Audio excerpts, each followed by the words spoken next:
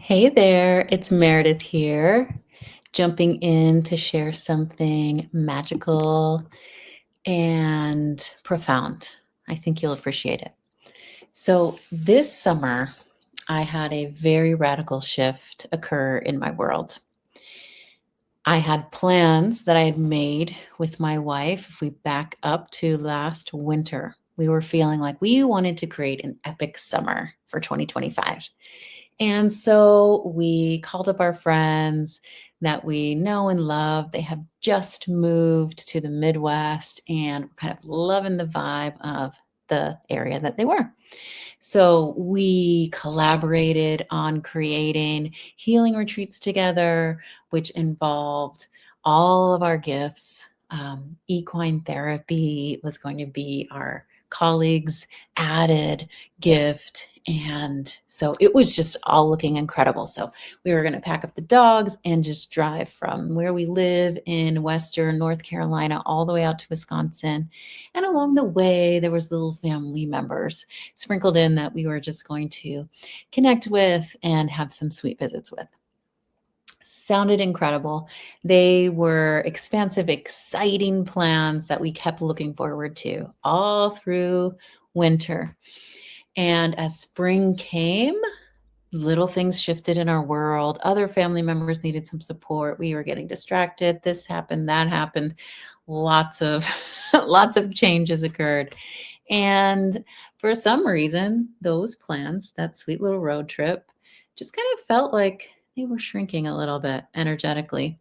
I was still on board. Jules was still on board. We were, just totally heels in, ready to go, excited, and made some plans. So time got closer and closer, and some logistics started changing. No big deal. We were just going to make it happen, right?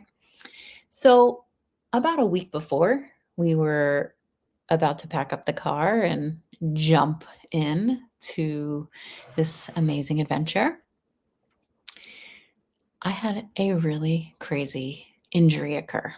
So, a severe burn on my forearm caused by an essential oil that I applied topically that is very phototoxic. So, when you go in the sun after applying an oil like this onto your skin, it burns.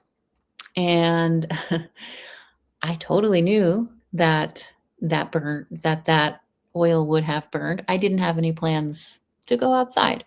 So I put it on and absentmindedly, a few minutes later, I decided to walk the dogs, which turned into me going over to a neighbor's house and sitting in the hot sun for over an hour, totally forgetting this application on my arm, which happens to be on a phoenix tattoo that is connected to those same friends. We got tattoos together the last time we hung out.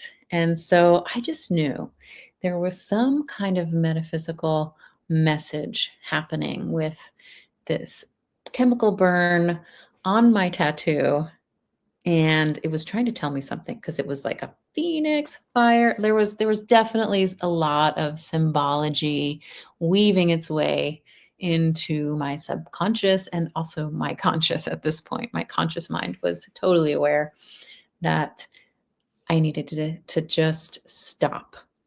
This was so painful. It was infected. I had to go on antibiotics. It just wasn't healing fast. And I'm not used to that.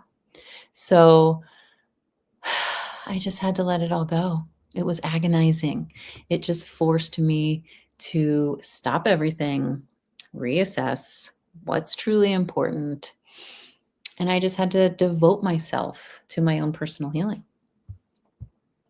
And in those long weeks of tending to my wound, something really incredibly unexpected and magical happened. I was led to spiritually connect with a water priestess in my lineage, in my ancestry, through my mother line, which is to say, if you track the womb line from woman to mother, from woman to mother to woman to mother. So all the way up the female lineage, there in my own ancestry was this ancient water priestess who appeared to me. She's an ancestor of mine, and she showed up for me in my pain with like a burn, like a fire. And like she had the remedy, which was water and love. She changed everything in my world. Because of that burn, I was able to surrender. I really had no choice but to go into and surrender. And then through that surrendering, I was able to receive the wise guidance that had been waiting for me that I don't know that I would have tapped into had I gone on that road trip. So I share more of that story and the connection that I have with my ancestor in my upcoming book that she inspired me to write. But here's the essence of her teaching for me. What she taught me was that every single thing that has ever happened to me and every single thing that ever will happen in the future is medicinal. There's a medicine in it, either for me or for someone I meant to serve it up for. We only have to shift our lens of how we see it. She gave me this beautiful technique and tool that I now use for myself in that manner, and I'm extending it out to my client work. So this is the lens that I'm now able to hold space with and through, so that when my clients come to see me, often clients come to see me with their own wounds, with something that has been an embarrassment or an oddity about them, something that's a shadowed part. Maybe it's a disowned, shameful experience that they've had in their past that they just feel like they need to get over. Something that's causing them to overtly sabotage themselves with. Whether it's an addiction or a bad habit, they don't even know why they're doing the thing. It doesn't even feel good anymore, but they just don't know how to stop.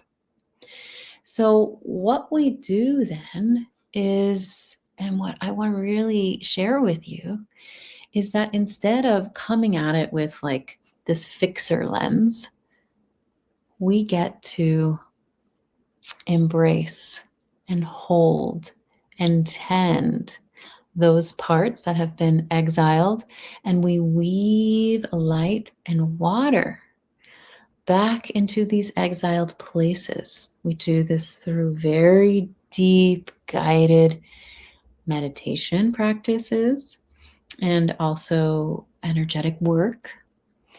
And through that process of weaving light and water back into those exiled places, that is where this really pure, true transformation begins.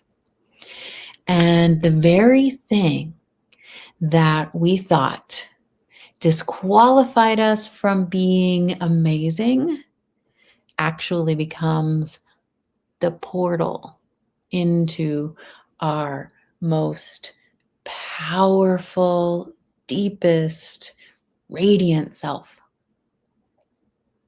And it's magical.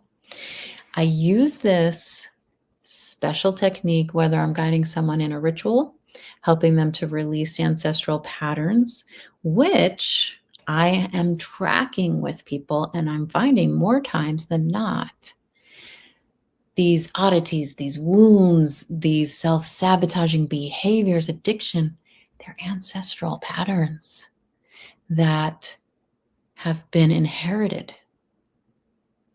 Not for us to remain in them, though. They've been inherited so that we can alchemize them into something else that our ancestors weren't able to do. So it's a powerful path to walk. I am so honored to be called into this work. And I call it self-retrieval. And it's about reclaiming what's been hidden, what's been cut off, what's been shamed, finding the medicine in it, and